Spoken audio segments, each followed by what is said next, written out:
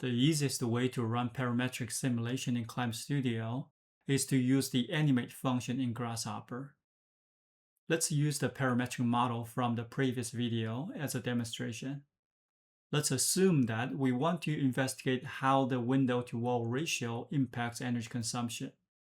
One approach is to set the window-to-wall ratio to 10% and run the energy simulation, then set it to 15% and run the simulation, and then 20%, 30%, and so on. At the end, you can collect the simulation results and compare. Alternatively, you can use the animate function to automate the process. First, set the slider to the range you want to simulate, for example, 10 to 80, and set the slider to the highest value. Right-click on the slider you want to animate, in this case the window-to-wall ratio. Then select Animate. The Animate function renders the Rhino viewport as the parameter value changes. The first line asks you where you want to save the sequence of the renderings. I typically set it to a temporary folder that I can delete without checking what's in it. The next setting is the resolution of the rendering. Since I only need the simulation results, not the renderings, I set the resolution to 50 pixels by 50 pixels, which is the lowest allowed resolution. For the frame count, if you want to simulate the window-to-wall ratio from 10% to 80% with a 10% increment, that is 10%, 20%, 30%, and all the way to 80%, then you have a total of 8 frames. If you want to simulate at a 5% increment, that is 10%, 15%, 20%, 25%, and all the way to 80%, you'll have a total of 15 frames.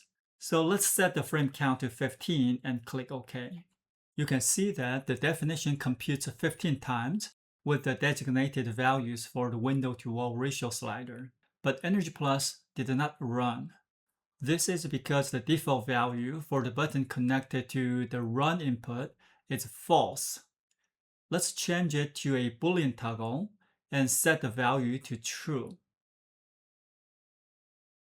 In addition, to save the simulation results, let's use a data recorder battery for the EUI output. Click on the X mark to clear the data. One more thing before we use the animate function, open your temporary folder where you save the rendering images. Delete all images. If you don't delete the images, the animate function will skip the frame due to the existing image file names. Come back to the definition. Double-check if the slider is set to its highest value. Let's animate again. This time, it may take a few minutes to run through the parameter values.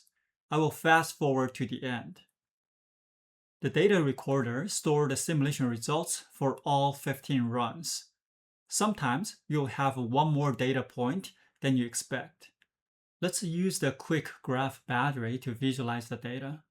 You can see that as the window-to-wall ratio increases, the EUI initially decreases. After the EUI hits the minimum value, it increases as the windows become larger. This means that there is an optimum window size for minimizing the energy consumption. You can count the result list to find the optimum window-to-wall ratio that results in the minimum EUI, like 10%, 15%, 20, 25, 30, 35, until you find the smallest number. Alternatively, you can automate the process. We should have also recorded the window-to-wall ratio slider when you animate.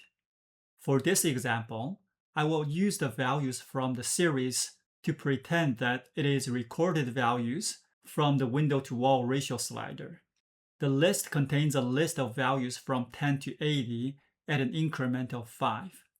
Use the bounds battery and the deconstruct domain battery to retrieve the minimum EUI value.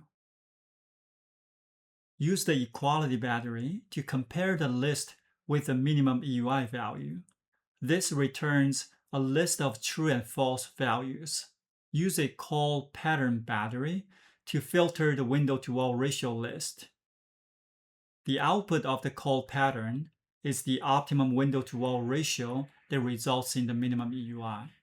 This method of batch simulation can also be applied to other simulations, such as daylight availability, glare, PV, and other simulations. You can use the animate function to batch simulate up to 10,000 simulations. If you need to simulate more than 10,000 runs, there is a slightly more involved method of using Python code snippets.